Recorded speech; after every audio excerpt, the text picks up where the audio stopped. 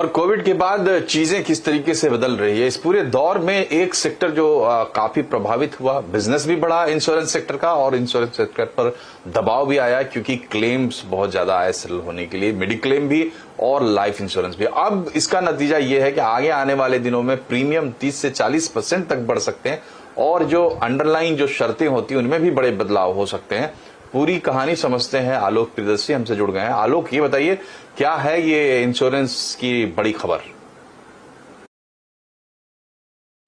बिल्कुल, देखिए इसका सीधा मतलब यही है कि अगर अभी तक आपने कोई हेल्थ इंश्योरेंस, लाइफ इंश्योरेंस या टर्म इंश्योरेंस नहीं लिया है तो जल्दी करें, क्योंकि आने वाले दिनों में जो प्रीमियम है उसमें 20 से 30% तक बढ़ोतरी होने की आशंका है। साथ ही साथ जो टर्म्स एंड कंडीशन है वो भी सख्त हो सकते हैं, जिसके बाद पॉलिसी आसानी से लेना मुश्किल हो जाएगा। दरअसल ग्लोबली और इंडिया में जो कोविड पैंडेमिक चल रहा है उसकी वजह से खासतौर से जो इंश्योरेंस सेक्टर है वो काफ़ी दबाव में है, और जो ग्लोबल जो री इंश्योरेंस करने वाली कंपनियां हैं जिनके साथ भारतीय कंपनियों के कॉन्ट्रैक्ट्स होते हैं वो लगातार इंडियन कंपनीज पर दबाव दे रहे हैं कि वो अपने पॉलिसी की रिव्यू करें, अपने टर्म्स एंड कंडीशंस को रिव्यू करें और पॉलिसी की दरों में इजाफा करें। लिहाजा इंडियन कंपनी भी इस वक्त खासी दबाव में है, लिहाजा वो इस तरह के कदम बढ़ाने की सोच रही हैं और इसके लिए जो इंश्योरेंस रेगुलेटर है उनका दरवाज़ा लगातार खटखटा रही है। हालांकि इंश्योरेंस रेगुलेटर जो IRDA है वो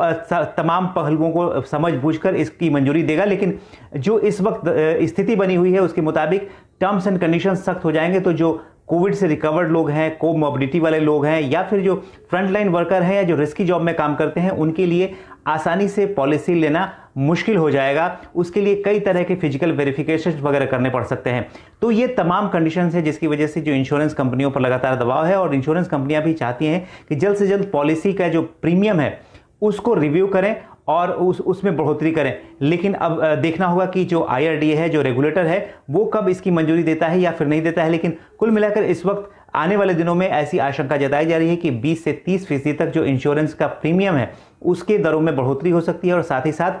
टर्म्स एंड कंडीशन भी काफ़ी आने वाले दिनों में सख्त हो सकते हैं।